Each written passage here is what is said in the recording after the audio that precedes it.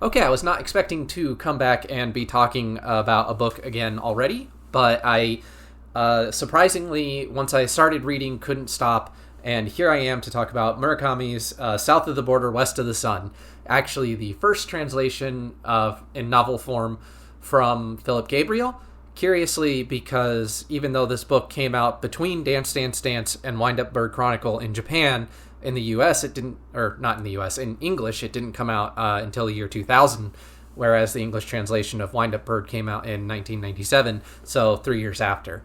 As for why I chose this book, I mentioned in my Hard Boiled Wonderland review that this is my least favorite Murakami book, that it's one of his only books that I actually straight up dislike, actively just dislike. And I have read it twice in the past. This is actually my third time reading it, and both times I was filled with absolute contempt towards the main character. So why did I go back and reread it this time? Well, because it is short.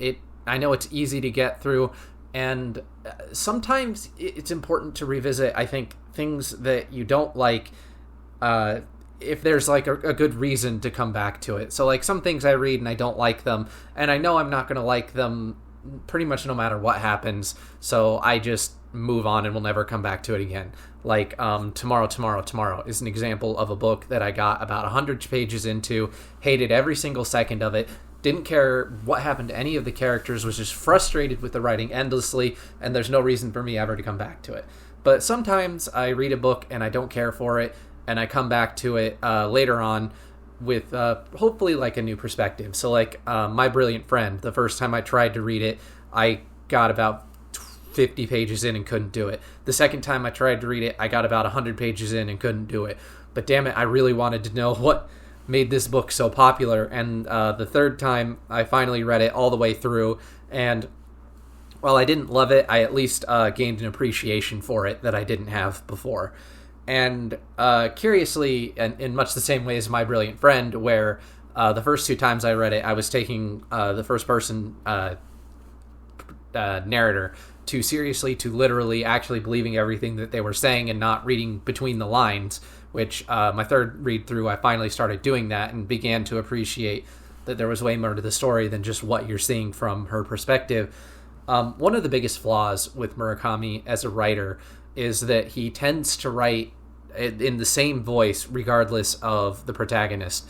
There's a joke that all of his protagonists are middle-aged men who are interested in jazz and have a thing for cats. And while a lot of this can be true in the sense that a lot of his protagonists do share a lot of similarities, there are differences between them, but I don't think that he's very good at writing unique voices for all of his characters. And no book is more damaged by that, I think, than South of the Border, West of the Sun, because the traditional Murakami character is a middle-aged guy who is just doing his best to get by. He's kind of an everyman who has made some mistakes that usually have to do with getting too caught up in the mundanities of life that he starts missing the sort of minutia and the details, and his life falls apart as a result, and he has to work his way backwards to figure out not just why his life fell apart, but to regain his sort of zest for living. But in South of the Border, West of the Sun, what you're dealing with is a character who is uniquely a piece of shit. And when I tried to read it when I read it the last two times, I kept approaching this as a character that I'm supposed to like, and yet I was constantly, everything this man does pissed me the hell off, and I would end the book just really, really mad. But as I've mentioned in my Nosgard reviews, two things that Nosgard is really good at is making each voice feel distinct in his first-person works. This is something I wish Murakami did better. But secondly, creating these characters who are neither entirely good or entirely bad. And perhaps because of that, I came into this book primed to be more accepting, to recognize that the main character is somebody that I'm not going to enjoy. And I kind of came to realize that this isn't a character that you're supposed to particularly like. he's not universally irredeemable. And one thing I do like about Murakami is that his characters are never... he generally tends to avoid characters who are universally good or bad. There's usually some kind of nuance, or even when they do bad things, you're more willing to forgive them for those hypocrisies, or at the very least understand where they're coming from. But one thing that I think universally is true of people is that there are very few good or bad people entirely, which is why I don't want to necessarily paint the broad strokes of the Hajime, who is the protagonist of this book, as a bad person, but he is undeniably a person who does some bad things, and with very, very dire consequences. But when you go into it with that expectation, and the expectation that even though this is only a 186-page book, it's a very, very heavy book. I think it might even be heavier than Norwegian Wood, because where Norwegian Wood had a few calm moments, a few soft moments, it had Midori, who I think brought a lot of energy to that book. This is a book distinctly lacking in that kind of energy, that kind of upbeat character. It's kind of like if you took Colorless Skuru at his lowest and just made that the whole book. So it's 186 pages. It's weighty as a stone. It's got the two primary characters are deeply damaged people who harm others with their flaws and consequently are pretty damn unlikable. And yet there is a fascinating story there, which is why when it comes to whom would I recommend it to, I would not recommend this as your first Murakami book if you're looking to get into Murakami specifically. Even if you're a fan of Murakami, I think that this is pretty outside what he usually writes, even if he does hit a lot of the same themes. But if you're looking for something pretty heavy, even if you don't traditionally like Murakami, this doesn't involve any of Murakami's surrealism aspects, and it's a very straightforward story. It's very short, so if you're looking for something really heavy to carry sort of the weight of the past and how those damaged aspects can affect people around you, then I would recommend it to that type of person. It's a very heavy book, but it's short, to the point, and if you're down for that, then give it a read. But if you're looking for something lighter, if you're looking for something more surrealistic, if you're looking for that Murakami vibe, there's some of that here. That is the thing that I mentioned earlier. He can't really do a great job at writing distinct voices with his characters, but what ultimately comes out of it is, like I said, a much heavier book with almost no lightness to it. So moving on into the pros and the cons, even though you can probably already tell a lot of the pros and cons from what I've said, so this part feels almost redundant, but it's short, it's to the point, it's concise. If a lot of his books can be accused of drawing things out, then this is certainly not that book. It is so laser focused on the themes, on the characters, and their consequences that there's nothing really, there is no fat to this book at all. Cons, some of the characters really don't get developed a whole lot. They're pretty one-dimensional, but again, that's more the consequence of the length of the book than it is anything else. It's really more of a novella than a full-on novel, and I think that there's enough depth to the important characters, particularly given that Murakami is an author who leaves a lot unsaid, but all the pieces are there to fit together details like that. Like I said already, very heavy book, not a lot of levity to it. I think usually I prefer a book to have a bit more levity, but because this one is over so quickly, I don't think it necessarily drags it down. As to the question, do I think that if this was a longer book that expanded the characters a bit more and had a bit more levity, do I think I would enjoy it more? I don't know. That's hard to say, because it would certainly push it more towards being the type of book that I like, but at the same time, Hajime is such a depressing character and such a, like I said, piece of shit, that spending a whole lot more time in his head might just piss me off, even if there were more light moments to it, moments of levity. So it kind of is what it is in that sense, and it feels difficult to weigh pros and cons when I feel like the primary pros and cons are going to be so exclusive to what you're looking for when you read. So in that sense, I'm just going to move on into one little fun fact about this book before I move into the spoilers and analysis is this book was originally going to be, when Murakami set out to write Wind Up Bird, he was inspired by Wind Up Bird and Tuesday's Woman, I think is the name of the short story, in Elephant Vanishes. Like Raymond Chandler, he is known for regularly going back to his short stories and expanding them into novels. And South of the Border, West of the Sun was actually his first attempt at writing Wind Up Bird Chronicle. And the second time that I read South of the Border, West of the Sun, it was to try and find any traces of what would go on to be Wind Up Bird Chronicle, and golly goddamn, there is not one. So I don't know how it ended up being what it is, but I found it interesting that it did start as first attempt at expanding that story into Wind Up Bird Chronicle. And I'm glad that we ended up getting the Wind Up Bird Chronicle that we did, and now I'm able to say that I'm glad that we got South of the Border, West of the Sun. So now we're going into spoilers, analyses, and the main theme of this book is damaged people and the way that the past and clinging to the past can harm other people and yourself in the present. And while this was a theme that was explored in Murakami's other work, like Colorless, where Tsukuru actually had the opportunity to go back to his past and confront that. And it was also similar to Uncertain Walls, where there's that trauma, that girl that vanished and he was never able to see her again.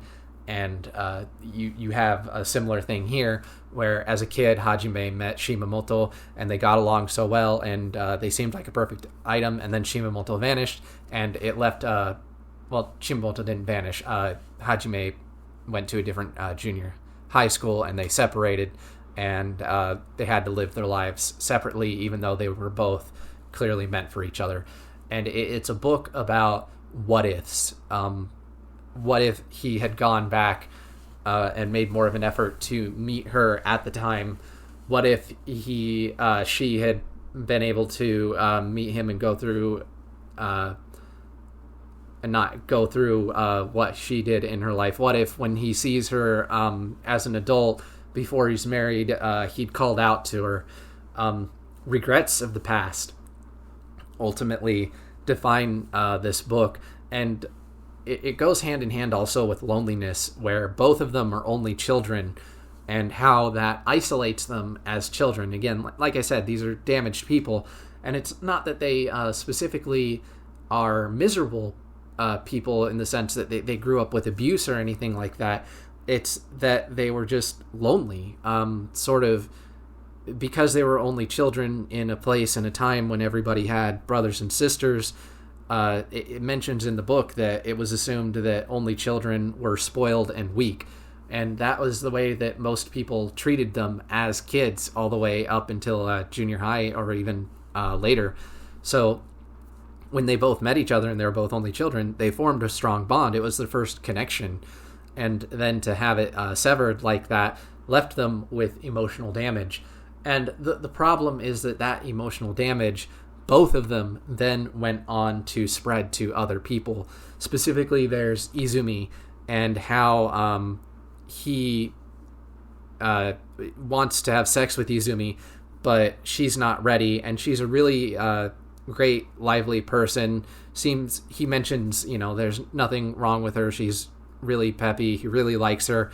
But when he meets her cousin, which it's the cousin that she's closest with, both he and the cousin fall into a wild affair, and when Izumi finds out about it, because she's so sensitive, a part of her just dies and never recovers. And it's this selfishness of the protagonist, when the protagonist says, I would do it again, over and over again, that he oh god, my brain just died mid-recording. Nice. Okay, I'm gonna pack up and just start again. When this happens, he mentions that even reflecting back on it, he would do it again. Even though it caused Izumi so much damage, he is just utterly unable to bring himself to empathize with her or to do anything other than follow that rote feeling.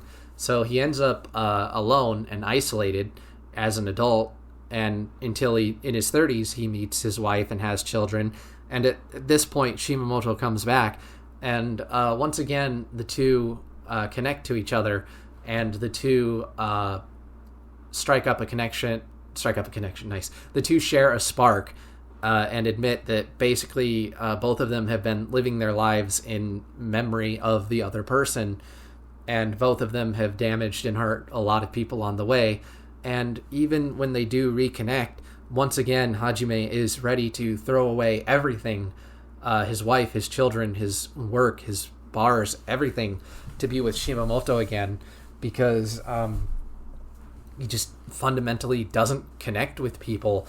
And even after he is with Shimamoto and Shimamoto leaves him again, which I personally believe that even though Shimamoto is damaged to the point that he expects that she was ready to commit double suicide, that in fact Shimamoto is actually the better of the two people, because my take on it is that the reason that she didn't ultimately go through and kill him and herself, well, who knows what she did with herself. I don't think it's much like the ending of Norwegian Wood. I don't think it is important to the theme going on here, focused as we are on Hajime. But anyway, that she takes even the record back with her and erases all traces of her presence, in order to let Hajime really have his life, I think, in the present, with his family and with his children. I just get the impression, based on the way she talks, that it's her love for Hajime that in the end she ultimately isn't able to kill him, and she ultimately wants what's best for him, because she mentions, had you not met me, could you have gone on with your life? And he mentions that maybe, but it's not important because I did meet you again. But I think that in the end, Shimamoto is really the bigger person of the two in leaving. And it's not until, even after she's gone, the protagonist can't stop thinking about her. And it's not until he sees Izumi firsthand and he's really confronted, again, just with the amount of anguish that he has caused her, that he has utterly ruined her life with something that he did, that it really seems to change him, that he finally seems to understand that his clinging on to Shimamoto the way that he does has utterly ruined him and made him a disastrous. It's one of those things where he says multiple times that I destroy everything I come into contact with, and it's something that Shimamoto says too, and I'm not surprised. They're both, as I said, very damaged people. But just because you say something doesn't mean that you fully appreciate it. And I think it's not until the protagonist sees Izumi again that he really, it just hits home, finally. And mind you, this is a time when he's sleeping separate from his wife, when he can hear his wife crying in the other room, when he can't even answer her whether or not he wants to stay with her, stay in the relationship, or divorce her. Even then, it's not until he sees Izumi that it really just drives home for him the amount of damage that he does to people in acting this way. And at the very end, I think put a pin on that. One of the other things that is sort of a theme in the book, and it's in the title, is the longing to be somewhere else and the constant search for an elusive happiness. South of the Border refers to a fictional song where they find, as kids, because they don't know the lyrics, they think of South of the Border as this magical place where all things are possible. And when they eventually are able to read English, they both find out that it's just about Mexico, and they're both disappointed. Later on, as adults, Shimamoto mentions West of the Sun, in which Siberian farmers would eventually one day basically go insane and start heading to the west in search of a new land. And they mentioned how some things are possible south of the border, but not west of the sun. And I think that in both cases, what you have are different types of longing, different types of desire for something better, but something that's always out of reach. You know, south of the border is representative of their childhood fantasy. West of the sun is representative of their adult fantasy. And I feel that at the very end of the book, the protagonist mentions wanting to start again tomorrow, and he's sitting up watching the dawn, looking in a direction that's east, where there is, again, new possibilities, neither south of the border nor west of the sun, but looking east towards a new dawn.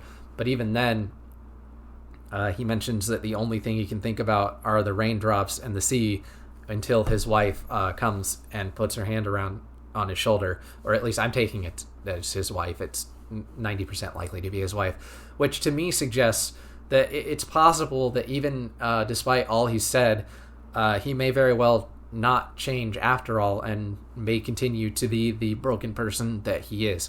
It's an ambiguous ending, in my opinion, unless I'm missing something, and I may well be, because this is the first time that I feel like I'm truly appreciating this book, even if it is kind of heavy and kind of a downer. As with most Murakami books, there's also themes of death, and particularly that the life that you live is more important than dying.